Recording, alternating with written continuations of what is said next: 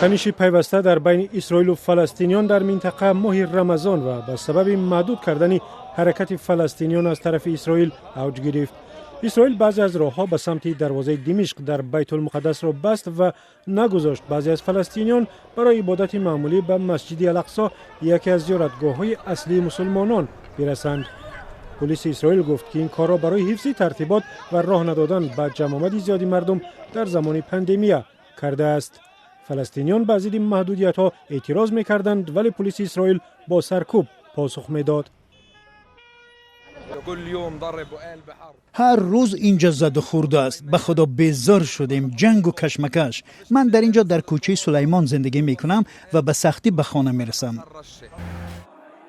بینظمی روز 7 می و بعد آن بدتر شد که پلیس ضد یورش اسرائیل در نزد مسجد با استفاده از نارنجک‌های گیج کننده و تیرهای رزینی صدها نفر را زخمی کرد. سبب دیگری افزایش خشم مردم حکم قریب الوقوع دادگاه اسرائیل بود که بر طبق آن باید چندی از خانواده‌های فلسطینی از بیت المقدس شرقی کوچانده شوند.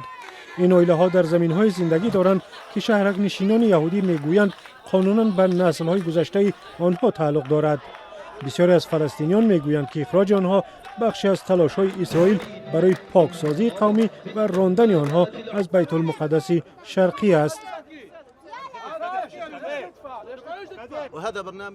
این طرح آنها چند سال اخیر ادامه داشت. آنها مردم را میکوچانیدند تا به زور و تهدید محله‌های اینجا را از عربی و اسلامی به یهودی تبدیل بدهند. اسرائیل گفته است مسئله کوچ دادن دعوای خصوصی برای مالکیت است و آن را برای هدفهای سیاسی به کار بردند. دادگاه به سبب اعتراضها اعلان حکم را به تأخیر انداخت.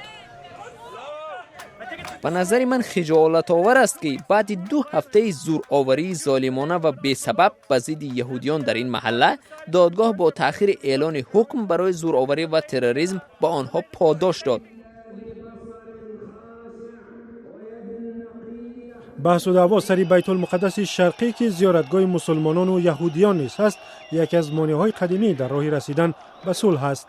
فلسطینیان می‌خواهند این شهر پایتخت کشور آینده‌شان باشد. یهودیان آن را پاره جدا نشونده بیت المقدس خود می‌شمارند. در نهایت امر ریشه ناآرامی، بنبست در رابطه‌های اسرائیل و فلسطینیان، بنبست در روند صلح، ناامیدی در بین فلسطینیان، گسترش اشغالگری، جدایی بین غزه و کناره غرب است. همه این وضعی را به وجود آورده است که مردم امید زیادی برون رفت از آن را ندارند. کرونا ویروس و پاندمی وضع را بدتر کرد.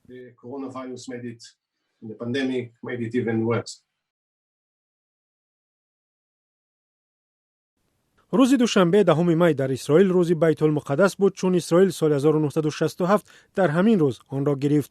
گروه‌های ملت‌گرای اسرائیل راهپیمایی داشتند. یکی از راهپیمایی‌ها را برای پیشگیری از ناآرامی به دیگر سمت روان کردند، ولی بعضی فلسطینیان این کار را ادامه اغواانگیزی نامیدند. گروه تندروی حماس که غزه را در دست دارد و بیت المقدس و اطراف آن موشک انداخت. بأن الذي أشعل النار اسرائیل در بیت المقدس و الاقصی آتش افروخت و شعله‌هایش به غزه رسید. بنابراین مسئول عاقبت‌های آن است.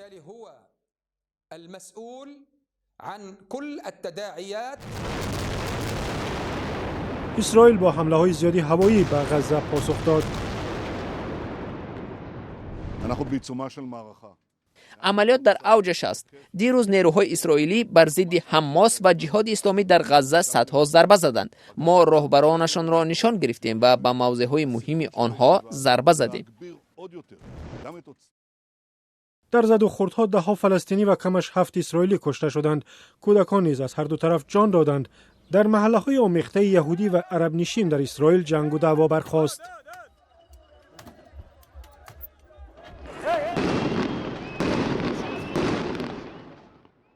رهبران جهانی از هر دو طرف خواستند زورآوری را بس کنند و امنیت غیر نظامیان را تامین نمایند. امریکا نماینده ویژه‌اش را به منطقه فرستاد. سخنگوی سازمان ملل گفت برای برگردانیدن آرامی با همه طرف‌ها کار می‌کنند. نیروهای امنیتی اسرائیل باید حداکثر خویشتنداری نشان دهند و هدفشان را تغییر دهند. پرتاب یکسره موشک و خونپاره به طرف مرکزهای اهالینشین اسرائیل غیر قابل قبول است. این نیزای اوج گیرنده باید فوراً قطع شود. با وجود حمله‌های هوایی از دو طرف، بعضی از رهبران ارتش قدرتمند اسرائیل را برای استفاده زوری بیش از حد تنقید کردند. اسرائیل همچنین برای رفتارش با فلسطینیان در سرزمین‌های اشغالی و مناسبت با عرب‌های خود کشور تنقید شد. جو بایدن حمایت خود را از شریک دیرینه آمریکا که زیر موشک‌های حماس ماند بیان داشت. اسرائیل حق محافظت خود را دارد چون هزاران موشک به قلمروش پرواز می‌کند. با آنکه چشم جهانیان به این سمت دوخته شده است، نگرانی از دوباره اوج گرفتن خشونت باقی میماند.